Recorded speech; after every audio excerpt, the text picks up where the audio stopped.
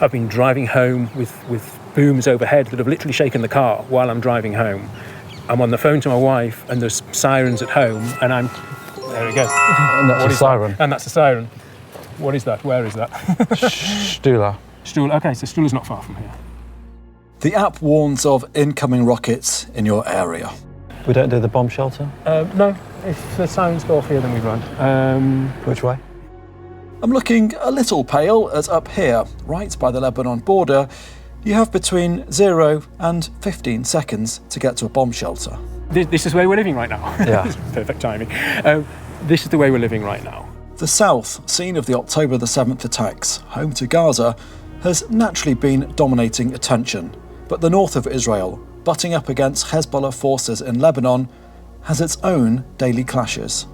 This morning already, Hezbollah have fired anti-tank missiles over at a kibbutz in Israel, and the Israeli Air Force has bombed southern Lebanon. It is on edge. Roads are deserted, a whole swathe of the north has been evacuated, but some, essential to the war effort, enter the evacuation zone every day.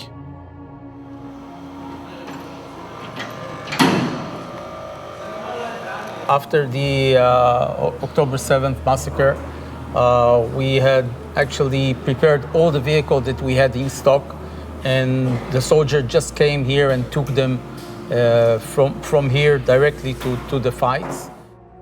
Plasan is one of the biggest players in armoured vehicle protection. This is what's known as a Batash vehicle. So this has 11 seats in it with a pretty high level of protection, which can be used for patrols and for transporting troops around for various different missions. That's how the IDF is using it.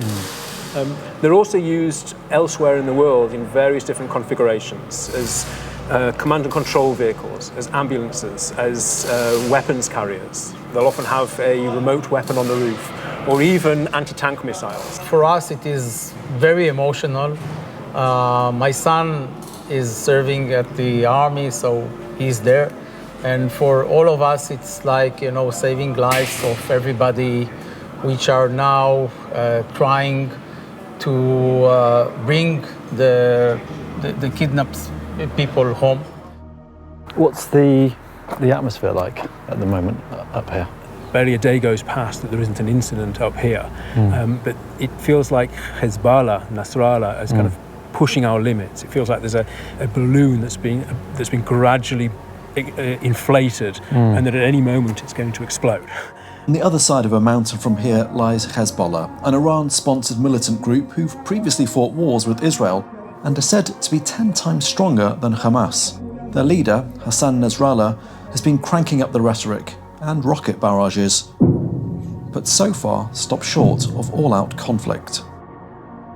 I can see you looking nervous. Well, I just heard a rumble in the sky, that was all. But, so, I mean, here it's actually been quite quiet today. There's often booms in the background, artillery fire, rocket fire, there's often aeroplanes. And the noise of the jets, and there's a constant noise of jets, is not what bothers you. Because the jets are ours, and you know that they're ours. But there's also UAVs. There's this horrible, dull, droning buzz of the UAVs. And you're lying there in bed, and you're thinking, is that an Israeli UAV keeping an eye on the border?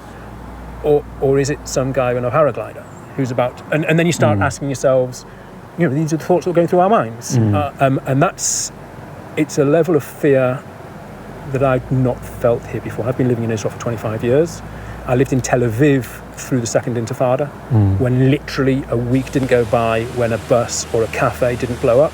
And it was a different kind of fear. I'm a car designer, I'm a transport designer.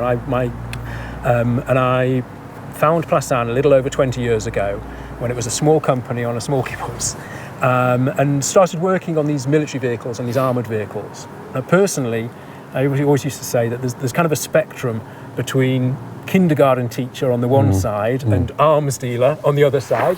And I certainly saw myself closer to the kindergarten teacher end of that spectrum. And suddenly found myself in this military world, designing military vehicles.